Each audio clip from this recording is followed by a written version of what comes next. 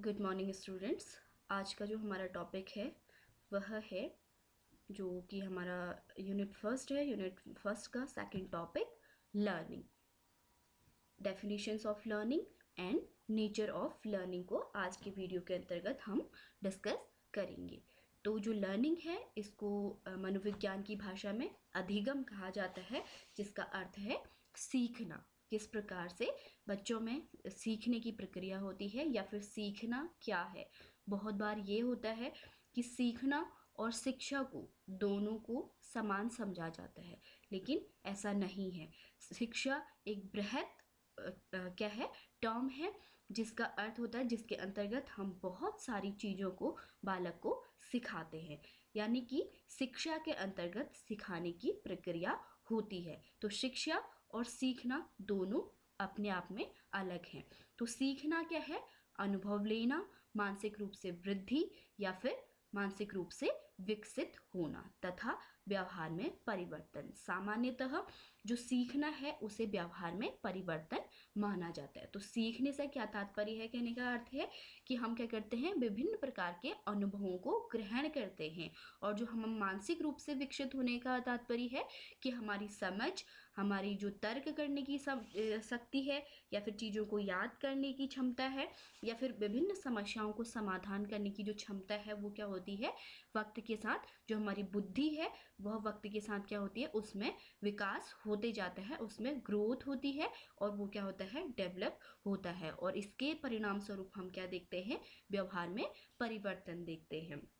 तो सामान्यतः जो सीखना है उसे हमेशा यह माना जाता है, जब भी हम सिंपल शब्दों में कहते हैं तो हम ये कहते हैं कि जो लर्निंग है वह क्या है, चेंज इन बिहेवियर, वह क्या है, व्यवहार में परिवर्तन है। क्योंकि हम बालक, अगर आप देखते हैं जब भी हम कुछ नई चीज़ें सीख लेते हैं तो हमारे व्यवहार में क्या होता है, कुछ परिवर्तन देखने को मिलता है। अर्थात जो चीज़ें पहले हम कर रहे होते हैं, अगर हमें उस चीज़ के बारे में कुछ और नॉलेज हमें प्राप्त हो जाता है तो हमारा उस कार्य को करने का या फिर उस चीज़ को समझने का, हो सकता है उसको समझने में हमें क्या होगा, समय कम लग रहा है और हम उस कार्य को जिस प्रकार से होना चाहिए उसको हम उस प्रकार से कर सकते हैं, क्योंकि हमने क्या कर लिया होता है उसके बारे में हम जान चुके होते हैं। तो इसलिए कहा जाता है कि जो सीखना क्या है, व्यवहार में परिवर्तन है। जो पहले की चीज़ें हैं उस तरह का व्यवहार न होकर हम जो नई चीज़ें हमने सीखी होती हैं वह हम अपने व्यवहार में क्या करते हैं, व्यक्त करते हैं। इसलिए हम इसे मानते हैं कि यह क्या है, व्यवहार में परिवर्तन है। तो सीखने के परिणाम स्वरूप व्यक्ति के व्यवहार में दिन प्रतिदिन अलग अलग जो है परिवर्तनों को देखा जा सकता है कि हम प्रतिदिन, जो छोटे बालक है वह, उनमें हम दिन प्रतिदिन क्या करते हैं, कुछ नई चीज़ों को सीखते हैं। तो ये कहते हैं कि हम जो बालक है उसमें हम दिन प्रतिदिन नई क्रियाओं को, नई प्रतिक्रियाओं को देख सकते हैं, क्योंकि वे हर दिन कुछ न कुछ सीख रहे होते हैं। क्योंकि हमारी जो क्षमता है, हमारी जो मानसिक है, उसका भी विकास होते रहता है, हमारी शारीरिक विकास भी साथ साथ होते रहता है। तो शारीरिक और मानसिक विकास के साथ साथ हम नई चीज़ों को सीखते रहते हैं और जिसके परिणाम स्वरूप क्या होता है, हमारा मानसिक विकास होते रहता है। तो इसमें एग्जाम्पल दिया गया कि जो जन्म के समय अगर हम देखते हैं तो जन्म के समय बच्चे को क्या है, कोई भी जानकारी नहीं होती है, उसके आसपास क्या चीज़ें हैं, कौन सी चीज़ें नहीं हैं, उसे इन चीज़ों का बिल्कुल भी ज्ञान नहीं होता है। धीमे धीमे बालक अपने आसपास की सभी चीज़ों के बारे में जानने लगता है, समझने लगता है कि कौन सी चीज़ों को उसे छूना है, कौन सी चीज़ों से उसे दूर रहना है ना। तो ये किसका परिणाम है, सीखने का परिणाम। अर्थात उसने जो जो अनुभव अपने आसपास से, वो अनुभव किसी दूसरे के द्वारा सिखाए भी हो सकते हैं और या फिर वो अपनी बुद्धि के अनुसार या अपनी क्षमता के अनुसार भी सीखते हैं। तो सीखना बालक में क्या होता है कि बालक उसे स्वयं भी सीख सकता है, किसी दूसरे के द्वारा भी वो क्या कर सकता है, चीज़ों को सीखता है, जिसके परिणाम स्वरूप क्या होता है कि बच्चे के व्यवहार में हम परिवर्तन दिन प्रतिदिन देखते हैं। एक बालक जन्म के समय कोई भी जानकारी नहीं होती है। जो बालक है उसको जन्म के समय क्या होती है, कोई भी जानकारी नहीं होती है। वह अपनी मूल प्रवृत्तियों के आधार पर तथा अपनी आवश्यकताओं के आधार पर ही क्या करता है, प्रतिक्रिया करता है। आपने देखा है कि बालक अगर जन्म के समय कुछ होने के कुछ समय के बाद रोने की प्रक्रिया करता है, क्योंकि उसे कुछ परेशानियों का अनुभव हुआ होता है, तो जिस कारण वो क्या करता है, रोता है। या फिर कुछ समय के बाद वो भूख अगर लगने पर वो क्या करता है, रोता है। तो भूख क्या है, उसकी एक मूल प्रवृत्ति है, जिस कारण वो क्या करता है, रोने की प्रतिक्रिया करता है। उसके बाद धीमे धीमे जब उसमें समय बढ़ते जाता है तो वो अपने आसपास वो अपनी माँ को पहचानने लगता है। तो ये उसकी आवाज़ को पहचानने लगता है, क्योंकि वो उसने सीखा है कि वह जो उसके हमेशा ज़्यादा उसके करीब रह रही है, तो वो उसको क्या करने लगता है, उसके प्रति अपनी पहचान वो बनाने लगता है। तो उसने सीखा है, यह चीज़ क्या है, वह सीखने, ये सारी चीज़ें उसने क्या करी हैं, सीखी है। इसी प्रकार आपने देखा होगा कि बच्चे कुछ समय के बाद जो भी उसको आसपास में चीज़ें मिलती हैं उनको क्या करते हैं, अपने मुंह में डालते हैं। तो मुंह में डालने का क्या होता है कि अगर उनको कुछ इस प्रकार की चीज़ दी जाती है जो कड़वी हो या फिर खट्टी हो, तो वो क्या करते हैं, अगर वो उसका अनुभव उनको सही नहीं लग रहा होता है तो वो उन चीज़ों को क्या करते हैं, दूर करते हैं। अगर जो चीज़ उन्हें अच्छी लगती है तो वो उसको और भी ज़्यादा क्या करते हैं, अपने पास लाने की कोशिश करते हैं। तो ये है सीखने की प्रक्रिया। तो जन्म के समय सिर्फ वो अपनी आवश्यकताओं के आधार पर ही क्या करते हैं, प्रतिक्रिया करते हैं, लेकिन धीमे धीमे उनको जो उनके आसपास की वस्तुएं होती हैं उनका क्या होता लगता है, ज्ञान होता है, जो कि सीखने का क्या है, परिणाम है। धीमे धीमे या तो फिर उनको बताया जाता है कि इन चीज़ों को नहीं पकड़ना है, इन चीज़ों को नहीं मुंह में डालना है, तो ये वो बच्चा क्या करता है, सीखता है। या इसी प्रकार से इसमें उदाहरण दिया जाता है कि जैसे कि बच्चों को फर्स्ट में अगर स्टार्टिंग में अगर वो कहीं पर आग के साथ अगर उनका संपर्क हो रहा है तो वह उसको क्या करते हैं, पकड़ने की कोशिश करते हैं। लेकिन अगर जब वो उसको पकड़ते हैं तो उसका जो अनुभव उन्हें प्राप्त होता है वो पीड़ादायक अगर है, तो अगली बार से वो उसको क्या करते हैं, तो ये अनुभव जो पीड़ा का अनुभव उन्होंने किया है उसके कारण उनका क्या होता है, सीखने की प्रक्रिया उनमें होती है, अगली बार से वो उन चीज़ों को नहीं करते। तो इस प्रकार से हम विभिन्न चीज़ों के बारे में सीखते हैं, जैसे माँ को पहचानना, या फिर कुछ शब्दों को उसने सीखा अपने आसपास में सुन के उनको वो बोलने की कोशिश करता है, तो यह क्या है, सीखने की प्रतिक्रिया है। इसी प्रकार से हम जीवन में बहुत सारे अनेक क्या करते हैं, अनुभवों को प्राप्त करते हैं। दिन प्रतिदिन हम नई चीज़ों के संपर्क में आते हैं और नई चीज़ों के बारे में हमारा ज्ञान क्या होता है, बढ़ते जाता है। जैसे कि आपने देखा होगा अगर सर्वप्रथम बालक पेड़ पौधों के बारे में जान रहा है तो वह उसको सारे जो पेड़ हैं वह एक जैसे लगेंगे, है ना, वो सभी को पेड़ ही बोलेगा या सभी को पौधा ही बोलेगा। तो उसके बाद उसे बताया जाता है कि ये आम का पेड़ है या फिर ये सेब का पेड़ है, तो वो फिर धीमे धीमे उन पर क्या करता है, अपनी पहचान बनाना शुरू करता है। तो वो सीख रहा है। तो चीज़ें उसे कैसे प्राप्त होती है, सीखने का तात्पर्य है विभिन्न प्रकार के अनुभवों को ग्रहण करना, मानसिक रूप से विकसित होना और व्यवहार में परिवर्तन होता है। तो सीखने के परिणाम स्वरूप हमें क्या होता है, व्यवहार में परिवर्तन दिखाई देता है, जिस कारण हम इसे कहते हैं सीखना व्यवहार में परिवर्तन है। क्योंकि उसके बाद जो वो सीख जाता है कुछ चीज़ों को, तो उसमें हम क्या करते हैं, उसके व्यवहार में हमें परिवर्तन दिखाई देता है। जो पहले चीज़ें वो कर रहा होता है वह उनको अवॉइड करके नई चीज़ों को करता है। जैसे कि अगर हम कहें पेंसिल लिखने की प्रक्रिया अगर हम बताते हैं बच्चों को, पहले हमने आपको बताया कि बच्चे क्या करते हैं, पूरी पेंसिल को अपने हाथ में पकड़ते हैं। जैसे जैसे उनकी फिजिकल डेवलपमेंट भी होता है तो वो अपनी फिंगर्स के हेल्प से पेंसिल को पकड़ना सीखते हैं। फिर हम उन्हें, तो वो फर्स्ट में आपने देखा है वो किसी भी प्रकार की क्या करते हैं, रेखाएं कॉपी में खींचते हैं। तो फिर हम उन्हें सिखाते हैं कि ऐसे नहीं, ऐसे घुमाना है। तो वो उन चीज़ों को, तो वो पहले वाली प्रक्रिया जो पूरे कॉपी में लाइन खींच देना, उस प्रकार की प्रक्रिया फिर नहीं होगी। फिर बाद में वो क्या करेंगे, हमेशा ही एक जो हम उनको बच्चों को इमिटेट करके कॉपी करके लिखना सिखाते हैं, तो वो हम उनको क्या करेंगे, वो सीखेंगे। तो वह उस प्रकार की प्रक्रिया उनमें अब पहले की जो प्रक्रिया है वह उनमें नहीं दिखाई देगी, बल्कि एक नया व्यवहार वो करेंगे कि कॉपी में लिखना सीख जाएंगे। तो सीखने की प्रक्रिया में नए कार्यों और वस्तुओं के बारे में समझ विकसित किया जानता है। जो सीखने की प्रक्रिया है उसमें किसी भी एक्टिविटी हो सकती है, कोई कार्य हो सकता है, कोई वस्तु हो सकती है, या फिर कोई विचार हो सकता है, इनके बारे में समझ विकसित किया जाता है। इनके बारे में क्या होता है, बच्चे अपनी समझ को विकसित करते हैं। जो ज्ञान पूर्व में सामान्य होता है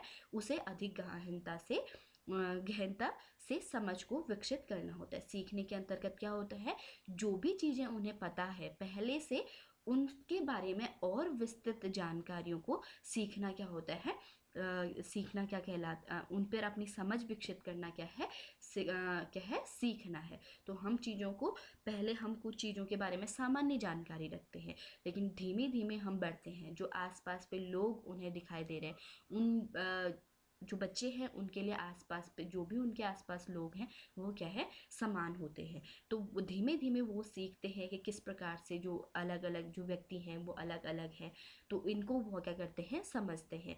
तो आपने देखा होगा कि सभी को, जो अपने आसपास लोग हैं उनको एक समान रूप से बच्चे बुलाते हैं। तो धीमे धीमे वो विभिन्न जो रिलेशन है उनके बारे में समझते हैं।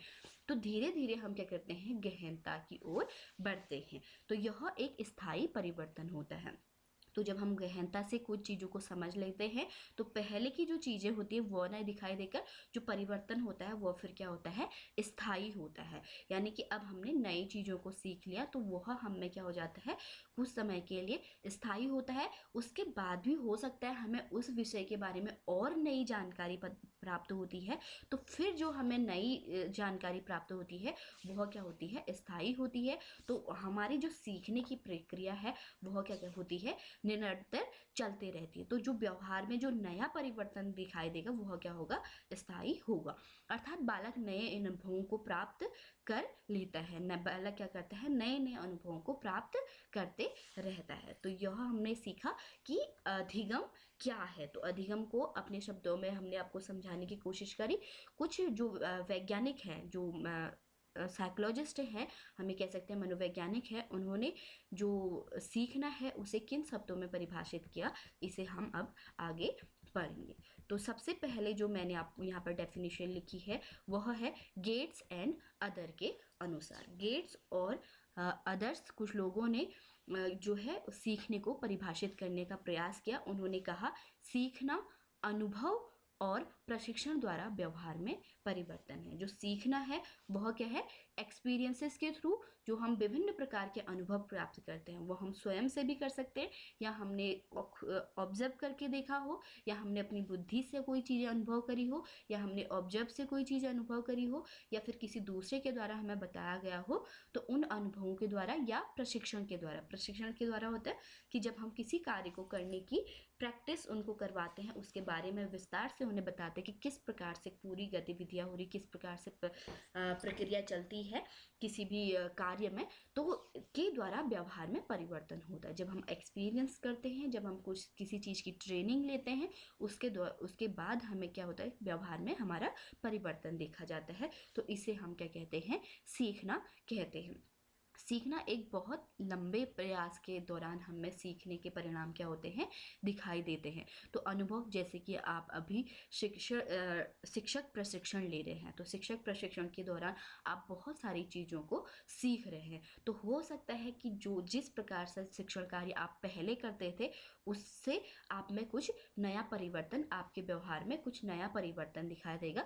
तो यह किसका परिणाम है, इस प्रशिक्षण कार्यक्रम का। तो बहुत सारे अनुभवों से भी आपने, जब आप बच्चों को ऑब्जर्व करते हैं, देखते हैं या उनको पढ़ाते हैं, तो अपने अनुभव के दौरान भी हम क्या करते हैं, बहुत सारी चीज़ों को सीखते हैं, जिसका परिणाम क्या होता है, हम व्यवहार में परिवर्तन होता है। तो इन्होंने बोला learning is a modification and a behaviour through experiences. जो क्या है, जो व्यवहार क्या है, वो क्या है, मॉडिफिकेशन है, परिवर्तन है व्यवहार में थ्रू एक्सपीरियंसेस। किसके थ्रू आता है ये, एक्सपीरियंसेस के थ्रू आता है।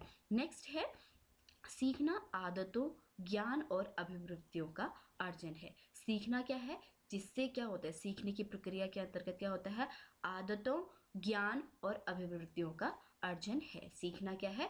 आदतों का निर्माण करना है, ज्ञान को प्राप्त करना है और अभिवृत्तियों का अर्जन है। अभिवृत्ति मीन्स किसी चीज को, किसी कार्य को करने की हमारी क्षमता, हमारी एबिलिटी, हम किस प्रकार से किसी कार्य को कर सकते हैं। तो यह, या फिर किसी चीज के प्रति हम अपना दृष्टिकोण विकसित करते हैं, उनका अर्जन है। तो learning is acquisition of habit, knowledge and attitude. ये क्या कर, इसके दौरान हम क्या सीखते हैं? हम जो लर्निंग है, इसके दौरान हम क्या सीखते हैं? हम हैबिट्स का हम निर्माण करते हैं, कुछ नई आदतों को हम क्या करते हैं सीखने के दौरान। तो हो सकता है सीखने के प्रक्रिया में हम कुछ गलत आदतों का भी निर्माण हो सकता है, लेकिन वो होता किसके कारण है? वह सभी सीखने के कारण होता है, या फिर अभ्यास के कारण होता है कि हम कुछ आदतों का निर्माण करते हैं, कुछ ज्ञान को हम अर्जित करते हैं और एटीट्यूड को हम क्या करते हैं? ग्रहण करते हैं। तो यह बताया क्रो एंड क्रो ने, learning is acquisition of habit, knowledge and attitude. Next है सीखना अनुभव के परिणाम स्वरूप व्यवहार में परिवर्तन द्वारा व्यक्त होता है।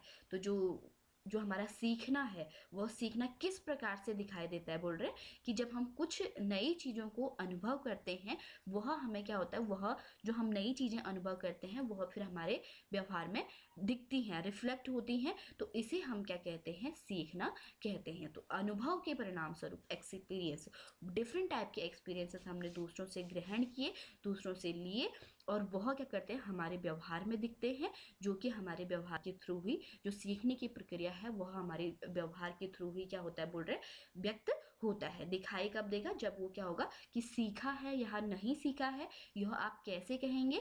जब वो उसके व्यवहार में आप किसी प्रकार का परिवर्तन देखेंगे तो आप कहेंगे कि इसमें सीखने की प्रक्रिया हो रही है। तो learning is shown by a change in behaviour as a result of experience. तो एक्सपीरियंस के परिणाम स्वरूप ही हमें क्या होता है? जो व्यवहार में परिवर्तन हम देखते हैं, उसके अंतर्गत हम सीखने की प्रक्रिया को देख सकते हैं। नेक्स्ट है थॉर्नडाइक के अनुसार, थॉर्नडाइक ने लर्निंग के क्षेत्र में बहुत काम किया है।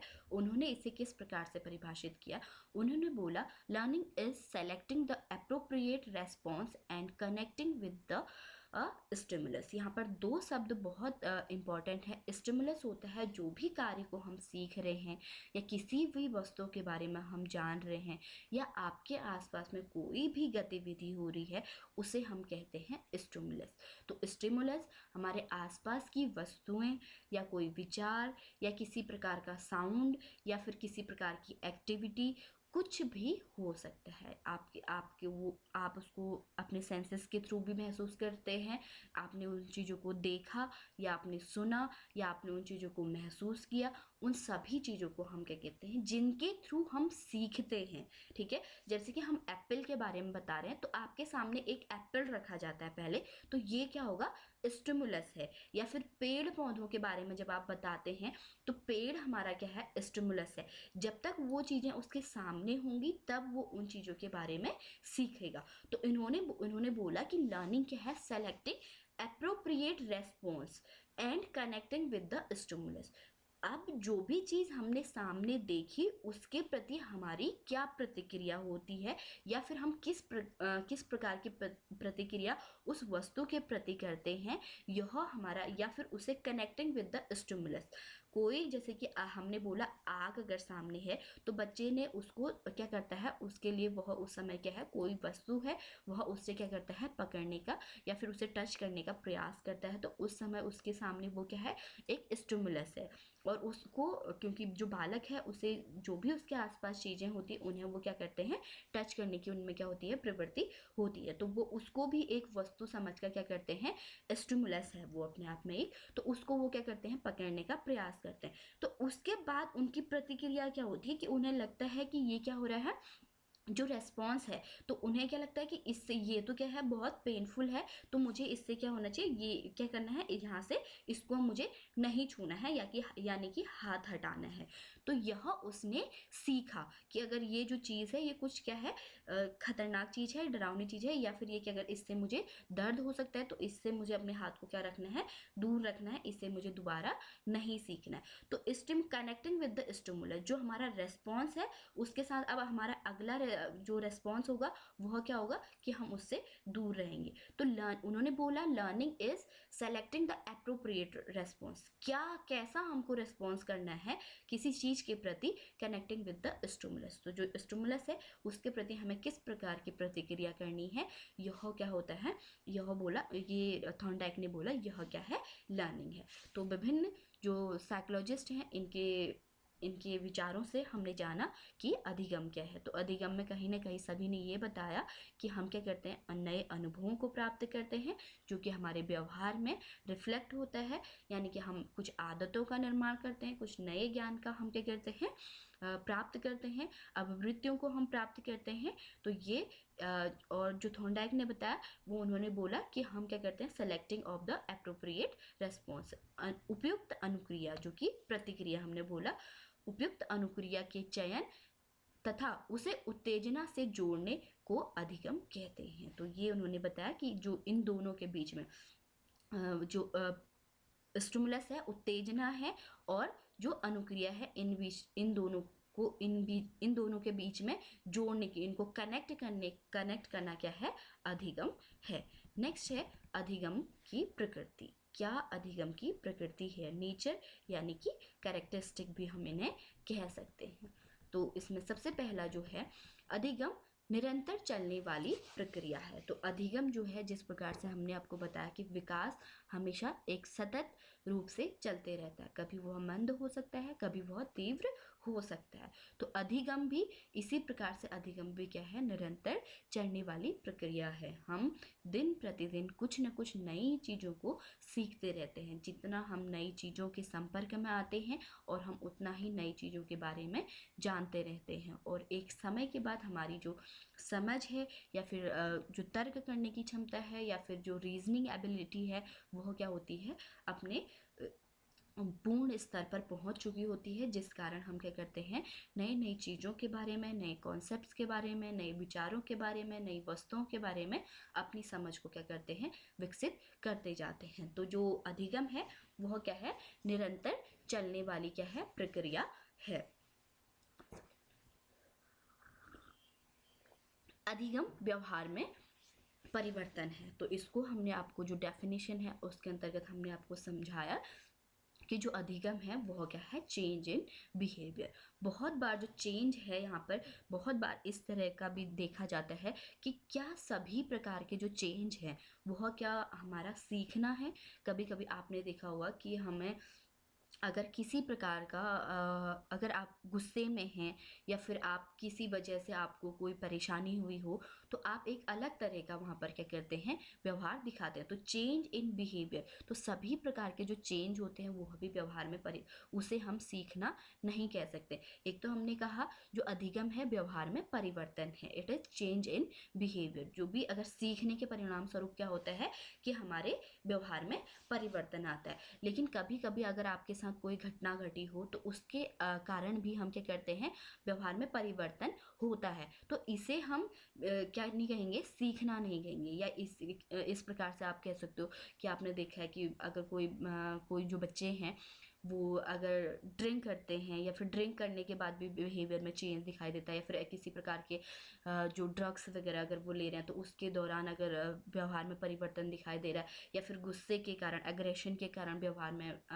परिवर्तन दिखाई दे रहा है, तो इसे हम सीखना नहीं कहेंगे। सीखना चेंज किस प्रकार का है, यानी कि आप किसी वस्तु के बारे में, जैसे कि हमने आपको बताया कि बच्चे पहले पेंसिल पकड़ना नहीं जानते हैं, कुछ समय बाद आप वो अच्छी तरीके से पेंसिल को पकड़ ले रहे, तो वो अब इस मुट्ठी से पेंसिल को नहीं पकड़ते, बाद में वो हमेशा क्या करते हैं, उसको हाथ से अच्छे से पकड़ रहे हैं। तो ये क्या है, इस प्रकार का व्यवहार में परिवर्तन क्या है, चेंज होगा। यानी कि जो सीखने के परिणाम स्वरूप अगर व्यवहार में परिवर्तन आया है, तो उसे हम क्या कहेंगे, सीखना कहेंगे। ये नहीं कि किसी और कारणों की वजह से, एग्रेशन के कारण या फिर किसी और परिस्थितियों के कारण, है ना, इससे अगर चेंज व्यवहार में आया है तो वो क्या होगा, वो उसे हम क्या कहेंगे, अधिगम नहीं कहेंगे। अधिगम होगा सीखने के परिणाम स्वरूप ही जो चेंज आएगा उसे हम क्या कहेंगे, अधिगम व्यवहार में परिवर्तन है। नेक्स्ट है अधिगम सार्वभौमिक है। अधिगम सार्वभौमिक है कहने का, it is universal in nature, कहने का तात्पर्य यह है कि जो सीखने की प्रक्रिया है वह सभी में होती है, सभी में समान रूप से होती है। हो सकता है कोई धीमी गति से चीज़ों को सीख रहा है, कोई जल्दी चीज़ों को सीख रहा है, या फिर अगर हम ये कहें जो जानवर हैं या फिर पेड़ पौधे पक्षी हैं, पशु पक्षी हैं, इन सभी में, ठीक है, किसी भी स्थान पर कोई रहता हो, कहीं भी वह रहता हो, सीखने की प्रक्रिया सभी में क्या होगी, समान रूप से होगी। इसलिए कहा गया है अधिगम क्या है, सार्वभौमिक है। तो सभी में सीखने की प्रक्रिया क्या होती है सभी चीज़ों को, कोई देरी से, कोई थोड़ी जल्दी, सीखने की प्रक्रिया सभी में होती है, क्योंकि हम अपने अनुभवों से नई नई चीज़ों को सीखते रहते हैं। नया है, नेक्स्ट है सीखना अनुभवों में संगठन है। सीखना क्या है, अनुभवों में संगठन है, ऑर्गेनाइजेशन ऑफ एक्सपीरियंसेस। अर्थात बहुत सारी चीज़ें सीखने की प्रक्रिया के अंतर्गत, बहुत सारी चीज़ें क्या होती हैं, सम्मिलित होती हैं। आज आपने पेंसिल पकड़ना सीखा, कल के दिन आपने उसको घुमाना सीखा, उसकी डायरेक्शन किस प्रकार से होगी। एक दिन आपने पूरा स्ट्रक्चर बनाना सीखा कि कैसे हम पूरा एक शब्द को बना रहे हैं। फिर एक शब्द से आपने क्या करा, एक जो पहले हम सिर्फ अल्फ़ाबेट सीखते हैं, फिर हमने एक वर्ड बनाना सीखा, तो वर्ड से फिर हम सेंटेंसेस बनाना सीखते हैं। तो सीखना क्या है, अनुभवों का संगठन है, जो आपने एक एक करके आपने प्राप्त किया है। सीखने की प्रक्रिया के दौरान ये क्या होते हैं, लास्ट में अंत रूप में संगठित होते हैं सभी चीज़ें। सबसे प्रारंभ में क्या करा, पेंसिल पकड़ना सीखा है, फिर डायरेक्शन घुमाना सीखा है, कहाँ घुमाना है, फिर डिफरेंट टाइप के अल्फ़ाबेट सीखे हैं, फिर उनसे वर्ड बनाना सीखा है, फिर उनसे सेंटेंस बनाना सीखा है, फिर उससे पैराग्राफ बनाना सीखा है। तो और उसके बाद एक समय ऐसा कि हम एक लंबा स्पीच अगर दे पा रहे, तो ये सीखना क्या है, जो छोटे छोटे एक्सपीरियंसेस हैं उनका ऑर्गेनाइजेशन है, मीन्स संगठन है। सीखना उद्देश्यपूर्ण है, जो ये कहते हैं कि जो सीखना है वह क्या है, इट इज़ गोल डायरेक्टेड। जो सीखना है वह कहीं ना कहीं उद्देश्यपूर्ण होता है, यानी कि हम किसी एक चीज़ को सीखने के प्रति क्या होते हैं, डायरेक्टेड होते हैं। यानी कि जैसे हमने बोला लिखना सिखाना है, तो लिखना सिखाने के अंतर्गत इतनी सारी चीज़ आ रही हैं। तो पढ़ना सिखाना है, तो पढ़ने के लिए पहले हमने सुना चीज़ों को, फिर जो हमारे जो साउंड्स हैं उनसे रिलेट करा, जैसे ए का साउंड है, ए हम बोल रहे हैं या बी हम बोल रहे हैं, तो रिलेट करा, तो क्या हम उसको पढ़ना सिखा रहे हैं। तो गोल डायरेक्टेड या फिर किसी भी प्रकार की, जैसे यहाँ पर अगर आप कोर्स प्राप्त कर रहे हैं तो शिक्षक बनने की एक प्रक्रिया की तरफ को आप बढ़ रहे हैं, तो गोल है टीचर बनना, तो उसके लिए आप बहुत सारी चीज़ों को सीख रहे हैं। तो ये क्या होता है, सीखना गोल डायरेक्टेड भी होता है, यानी कि इसका एक उद्देश्य ज़रूर होता है। कोई भी कार्य आप सीखते हैं तो उस सीखने के पीछे कोई ना कोई उद्देश्य ज़रूर होता है।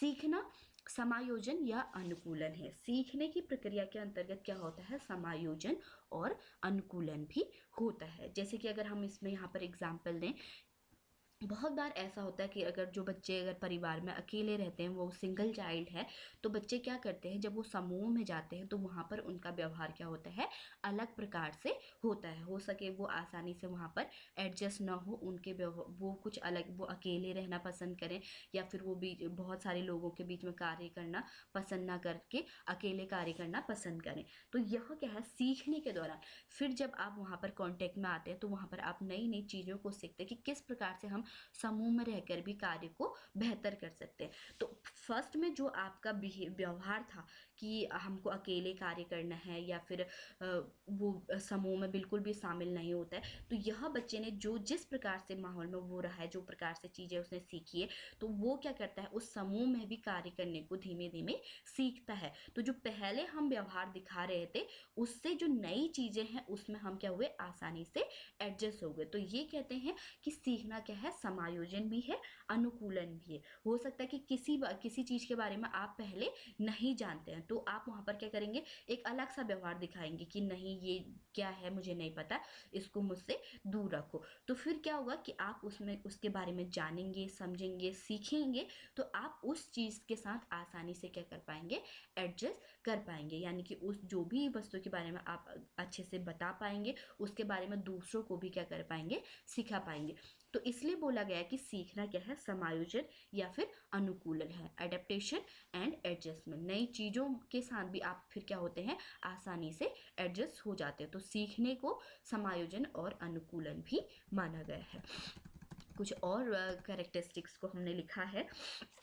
अधिगम समस्या समाधान की प्रक्रिया है। जब भी कोई चीज़ हम सीख लेते हैं, उसके बाद उससे संबंधित जो प्रॉब्लम्स हैं उनको हम क्या करते हैं, आसानी से समझ जाते हैं, उनको आसानी से क्या कर पाते हैं, सॉल्व कर पाते हैं। तो सीखने के परिणाम क्या स्वरूप क्या दिखाई देता है कि हम किसी प्रॉब्लम को आसानी से समाधान भी उसका कर सकते हैं। तो इसलिए बोला गया है कि सीखना क्या है, समस्या समाधान की प्रक्रिया है। तो समस्या जैसे कि अगर आग वाला एग्जाम्पल ही जो हमने दिया था कि जो कि उसने उसे टच करा तो उसने उसे सीखा, उसके बाद वो आग से किस प्रकार से उसे हमें उससे दूर रहना है, किस प्रकार से अगर हमें उसे टच भी करना है, कुछ काम वहाँ पर करना है, तो किस सावधानी से हमें उसको करना चाहिए या फिर हम उसको करेंगे, यह हमने क्या करा, सीखा। तो समस्या समाधान, किसी प्रकार की अगर प्रॉब्लम है तो उनको भी हम क्या कर पाते हैं, सीखने के दौरान कर पाते हैं, उनको उनका सॉल्यूशन हम कर पाते हैं। सीखना किसी स्थान विशेष या समय तक सीमित नहीं होता है।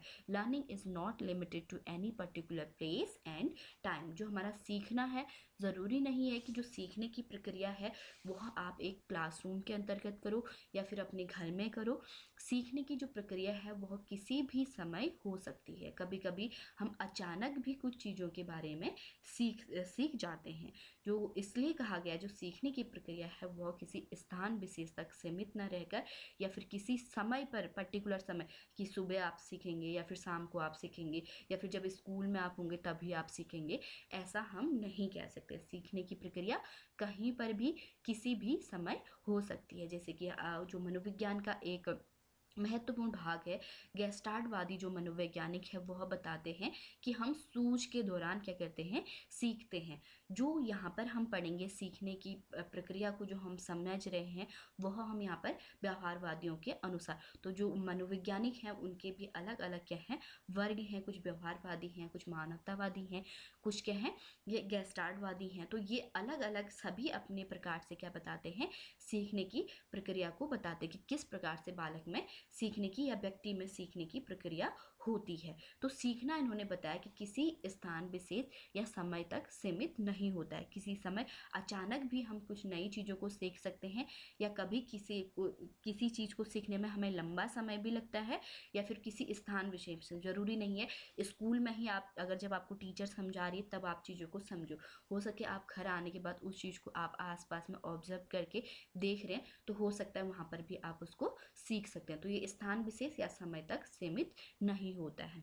ध्यान, प्रेरणा और बाधाएं सीखने को प्रभावित करती हैं। तो कुछ कुछ चीज़ें ऐसी हैं जो सीखने को भी क्या करती हैं, प्रभावित करती हैं। तो इसके और भी बहुत सारे कारक हैं जिन्हें हम अलग टॉपिक के अंतर्गत पढ़ेंगे। यहाँ पर मेनली जो बहुत इम्पॉर्टेंट है, अटेंशन, मोटिवेशन एंड बैरियर्स जो है अफेक्ट लर्निंग। ये क्या करते हैं, लर्निंग को अफेक्ट करते हैं। यानी कि अगर आपका ध्यान कितना है किसी चीज़ के प्रति, जब आप सीख रहे हैं आप उसके प्रति कितना अटेंटिव है। अगर आपका ध्यान क्लास में ना होकर कहीं और है, किसी चीज़ और अन्य चीज़ के बारे में आप सीख रहे हैं, तो आपकी सीखने की प्रक्रिया क्या होगी, मंद होगी। तो अटेंशन, इसी प्रकार से मोटिवेशन, जितना अधिक मोटिवेशन होगा उतना ज़्यादा हम क्या करते हैं, चीज़ों को सीखते हैं। अगर मोटिवेशन कम होगा, किसी प्रकार का ऑब्जेक्टिव नहीं है, आपका उद्देश्य नहीं है, तो मोटिवेशन नहीं है, तो क्या होगा, सीखने की जो गति होगी हो सकता है कि ना भी हो, कि आप सीखें ना बिल्कुल भी। तो मोटिवेशन क्या करता है, कहीं ना कहीं सीखने के लिए हमें क्या करता है,